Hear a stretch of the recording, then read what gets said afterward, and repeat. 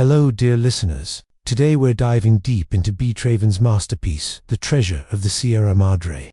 This is a profound psychological novel that explores how the search for gold transforms human nature, how greed corrupts the soul, and the brutal struggle for survival in the wilderness far from civilization. Set in 1920s Mexico, this isn't just an adventure story, it's a penetrating examination of the darkest corners of human nature. About the author Traven remains one of literature's most enigmatic figures. His identity is still debated today, though he was likely of German origin and spent much of his life in Mexico. His works consistently champion the exploited workers, the poor, and society's outcasts. Traven lived a deliberately mysterious life, refusing interviews and photographs, letting his powerful stories speak for themselves. This anonymity adds an extra layer of intrigue to his work, as if the author himself wanted to disappear into the landscapes and characters he created.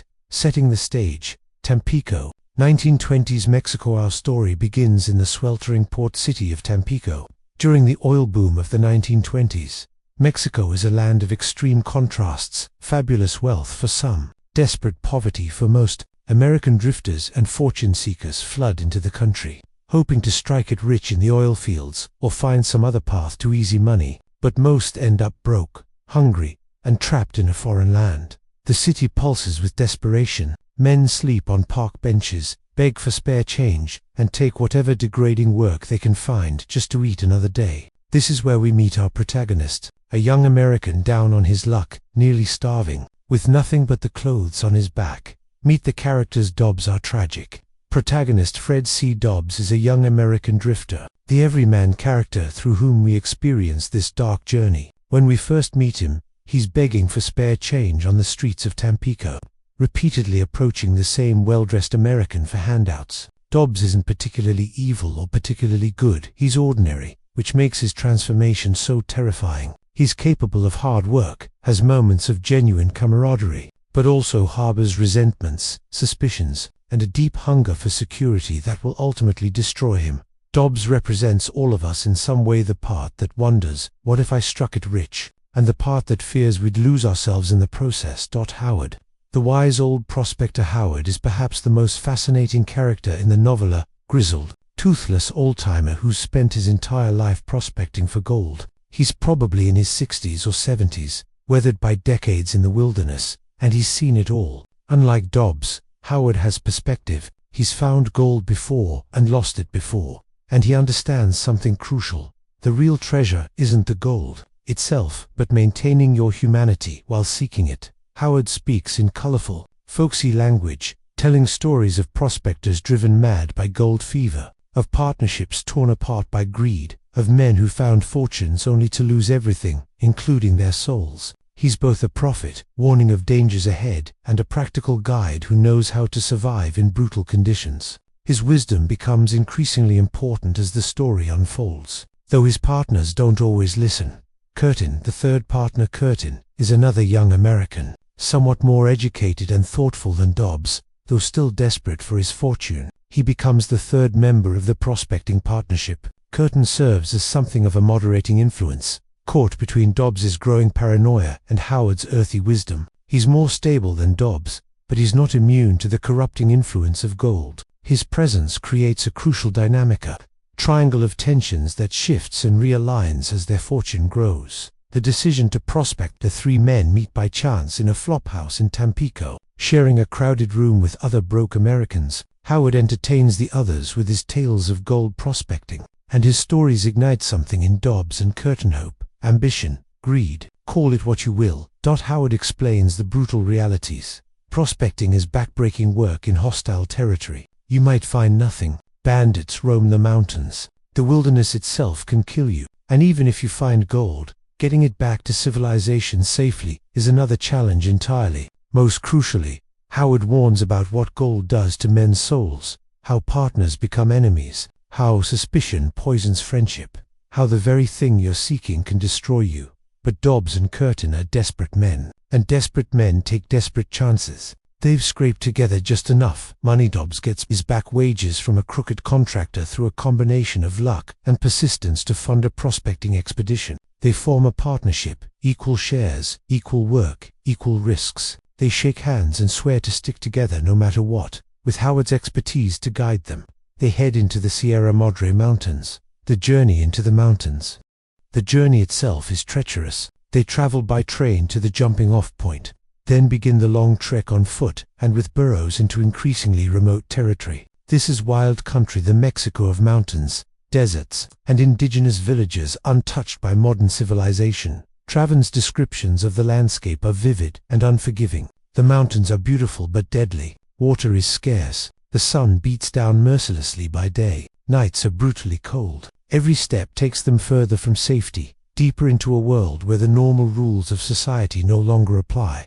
They pass through indigenous villages where ancient ways persist. Howard, who speaks Spanish and has some understanding of local languages, serves as interpreter and cultural bridge. These sequences reveal Traven's deep respect for indigenous Mexican culture and his critique of exploitation and colonialism, themes that run throughout his work. The journey strips away the veneer of civilization. Out here, there are no police, no courts, no authorities to appeal to. There's only survival, trust between partners, and the skills needed to extract gold from an unforgiving land. Finding gold after weeks of searching.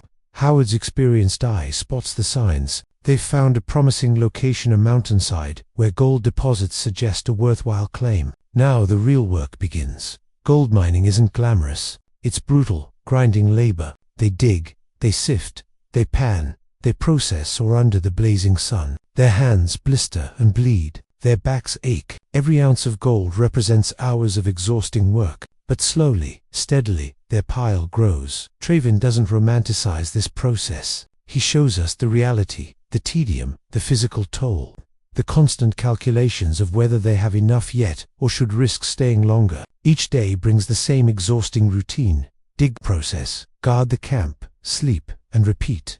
But something else is happening too. As their gold accumulates, hidden in leather pouches, the dynamics between the three men begin to shift. Dobbs, in particular, starts to change. The corruption of Dobbs. This is where the novel becomes truly psychological. At first, the changes are subtle. Dobbs becomes more watchful. He counts and recounts his share of the gold. He begins to suspect that Howard and Curtin might be shortchanging him, even though they're meticulous about equal division. Howard notices these signs. He's seen them before. He tries to warn Curtin, tries to talk sense into Dobbs, but gold fever doesn't respond to reason. It's a madness, a possession, a disease of the soul. Dobbs begins staying awake at night, watching his partners sleep, his hand on his gun. He imagines conspiracies, plots, plans to steal his share. The man who once begged for spare change now sits on a fortune in gold and trusts no one. Ironically, his paranoia about being betrayed sets him on the path to becoming a betrayer himself. Traven brilliantly shows how greed doesn't make people happy, it makes them miserable. Dobbs isn't enjoying his wealth. He was tormented by it, enslaved by it. The gold that was supposed to set him free has imprisoned him in suspicion and fear. The moral center, Howard's wisdom throughout this corruption. Howard remains surprisingly grounded. He's not immune to wanting his share. He's worked too hard for it. But he maintains perspective. He tells stories of other prospectors destroyed by gold fever, hoping his partners will learn from others' mistakes. There's a remarkable scene where Howard explains his philosophy. He's found gold before. He's lost it before. And he's learned that the real trick isn't finding the gold, it's keeping your soul intact while you do it. Money comes and goes, he says, but what you become in pursuit of it lasts forever. Howard also shows genuine respect for the indigenous people they encounter, learning from their medicine and wisdom, treating them as equals rather than inferiors. This contrasts sharply with the casual racism and exploitation typical of foreign prospectors in Mexico. Traven uses Howard to present an alternative vision, one where wealth doesn't require losing your humanity. Bandits and external threats. The tensions within the group are complicated by external threats. Bandits roam these mountains, and a group of Americans sitting on a pile of gold makes a tempting target. There's a memorable sequence with bandits, led by a character named Gold Hat, who claims to be Federal's government soldiers. In one of literature's famous lines, Howard demands to see their badges. Gold Hat delivers the chilling response: "Badges? We ain't got no badges. We don't need no badges. I don't have to show you any stinking badges." This confrontation forces the three partners to work together, temporarily uniting them against a common enemy. They successfully defend their camp. But these external threats only heighten Dobbs's paranoia. If bandits want to steal the gold, he reasons, why wouldn't his partners? Howard's departure. The Catalyst Day turning point comes when Howard is called away to help an indigenous village. A young boy has nearly drowned, and Howard, who has picked up some medical knowledge over the years, is asked to help. His skills saved the boy's life, and the grateful villagers insist Howard stay as an honored guest. This leaves Dobbs and Curtin alone together, and this is when things truly deteriorate. Without Howard's stabilizing presence, Dobbs's paranoia runs wild. The two men decide to pack up their gold and head back to civilization, but the journey back becomes a nightmare. The betrayal alone with Curtin on the trail. Dobbs's deterioration accelerates. He sees threats everywhere. He's convinced Curtin is planning to kill him for his share. In reality, Curtin is simply trying to get home safely with his hard-earned gold. But Dobbs can't see reason anymore. The inevitable happens. In a moment of paranoid rage, Dobbs shoots Curtin, leaves him for dead in the wilderness, and takes all the gold. The man who started as an ordinary drifter has become a murderer, destroyed by the very treasure he sought. This is one of the novel's most powerful moments, not because it's surprising Howard predicted exactly this, but because it's so tragically avoidable. Dobbs didn't need to kill Curtin. They could have gone home as partners, both wealthy, but gold fever doesn't deal in rationality. Curtin's survival and Dobbs's fate. Curtin, however, doesn't die. Severely wounded, he's found by indigenous people who nurse him back to health. This detail is important, Traven showing once again that the indigenous people, whom outsiders often viewed as savages, possess compassion and civilization that the supposedly civilized Americans have lost. Meanwhile, Dobbs travels alone with all the gold. Paranoid, jumpy, seeing enemies everywhere. His isolation is complete. He trusts no one, enjoys nothing, just drives himself forward with his burros loaded with treasure. And then he encounters bandits, a Gangold hat in his gang. This time, Dobbs is alone, without partners to help defend himself. The bandits kill Dobbs and take everything. But here's the terrible irony. The moment of cosmic justice that makes this story legendary. The bandits don't realize the bags contain gold dust. They think the bags are filled with sand, worthless sand, that someone was crazy enough to carry through the mountains. They dump it out, scattering Dobbs's fortune to the wind, keeping only the leather bags, the burros, and the supplies. The wind scatters the gold. This scene, the wind carrying away the gold dust back into the mountains, is one of literature's great images. All that work, all that suffering, all that corruption of the soul, and the gold simply blows away, returning to the earth from which it came. It's both tragedy and comedy, both meaningless and profoundly meaningful. The gold dust scattering in the wind represents the futility of Dobbs's transformation, the emptiness of greed, the ultimate worthlessness of wealth obtained at the cost of humanity. The survivors reunite in the novel's conclusion. Howard and the recovered Curtin reunite. When they learn what happened to Dobbs and the gold, Howard's reaction is remarkable. He laughs. He laughs long and hard, and eventually Curtin laughs too. Why laugh? Because it's the only appropriate response to the cosmic joke of it all. They worked themselves to the bone. Dobbs destroyed himself. A man died, and the gold just ... disappeared, blown away like dust. But Howard's laughter isn't bitter, it's liberating. He's free. They're both free. They survived. They maintained their humanity. Curtin didn't succumb to revenge against Dobbs, and they learned something invaluable about the human condition. Howard decides to return to the indigenous village, where he's treated as a respected healer. He's found something more valuable than gold, a place where he's valued, a community where he belongs. Curtin, wiser and scarred but alive, heads back to civilization with his life and his soul intact, even if his pockets are empty. Major themes: the corruption of greed. The central theme is obvious but profound. Greed corrupts absolutely. Dobbs doesn't start as a villain, he becomes one. The gold doesn't make him happy, it makes him paranoid, violent, and ultimately gets him killed. Traven shows us that the problem isn't wanting security or comfort that's human. The problem is allowing that desire to consume everything else: trust, friendship, morality, sanity. Civilization and wilderness. The novel explores what happens when people leave civilization behind. In the wilderness, without laws or social structures, what remains? Traven suggests that our true character emerges when external constraints disappear. Dobbs reveals his capacity for evil. Howard reveals his wisdom and resilience. Curtin discovers his own strength.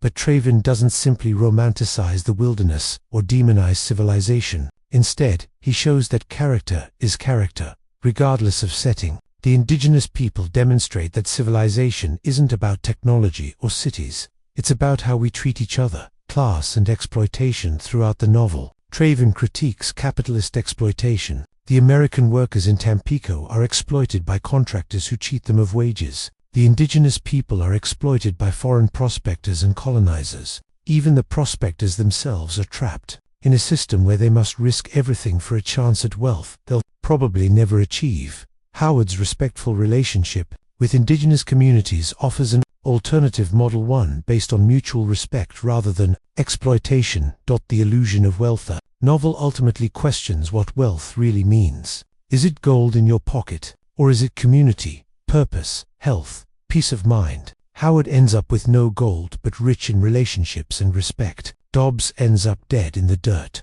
Curtin survives but loses his fortune.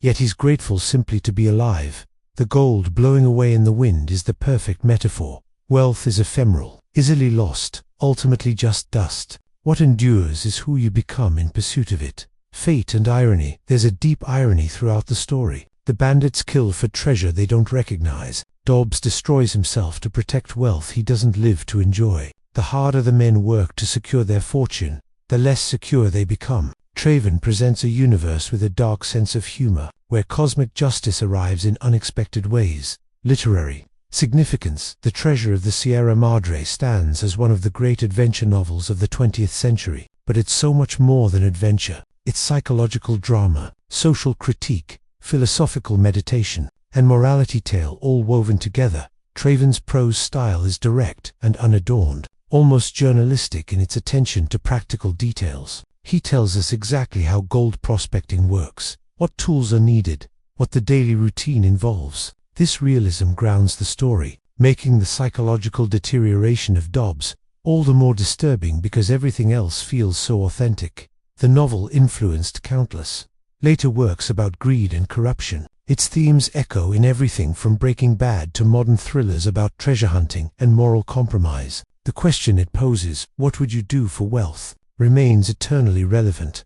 The film adaptation. John Huston's 1948 film adaptation is itself a masterpiece, starring Humphrey Bogart as Dobbs and Walter Huston as Howard, who won an Oscar for the role. The film is remarkably faithful to the novel's themes, capturing the paranoia and deterioration of Dobbs brilliantly. The famous badger scene comes from the film and has been referenced countless times in popular culture. Interestingly, Traven allegedly visited the set in Mexico, though under an assumed identity. The mysterious author couldn't resist seeing his story brought to life, even while maintaining his anonymity. This detail perfectly encapsulates Traven's enigmatic nature. Contemporary relevance. Why does this story still resonate nearly a century after it was written? Because greed hasn't changed. Human nature hasn't changed. We still see people destroy themselves in pursuit of wealth, still see partnerships torn apart by suspicion, still watch as the pursuit of security makes people profoundly insecure. In our current era of cryptocurrency fortunes, tech billionaires, and extreme wealth inequality, Traven's questions feel more urgent than ever. What does wealth really mean? What are we willing to sacrifice for it? At what point does the cost exceed the value? The novel also speaks to our relationship with nature and indigenous cultures. Traven's respect for indigenous knowledge and his critique of exploitation feel particularly relevant as we grapple with climate change and ongoing colonialism. Conclusion. What the wind takes in the end. The Treasure of the Sierra Madre is a story about what the wind takes and what it leaves behind. The wind takes the gold ore, that precious metal, fought over, killed for, obsessed over, and scatters it back into the mountains. Gone, meaningless. But what remains? Howard remains, wiser and more content than ever. Curtin remains, scarred but alive, having learned the price of gold. The indigenous communities remain, having shown more humanity than the treasure seekers. The story remains, warning future generations about the cost of greed. Traven suggests that we're all prospectors in a sense, seeking our fortune, whatever that means to us. The question isn't whether we'll seek treasure, that's inevitable, but whether we'll maintain our humanity while doing so. Can we pursue our goals without becoming like Dobbs, consumed by paranoia and greed? Can we find wealth without losing our souls? Howard's laughter at the end provides the answer. The gold blowing away isn't tragedy, it's liberation. It's a cosmic joke that frees us from the illusion that wealth equals happiness, that accumulation equals success, that gold equals value. The real treasure was never in those leather pouches.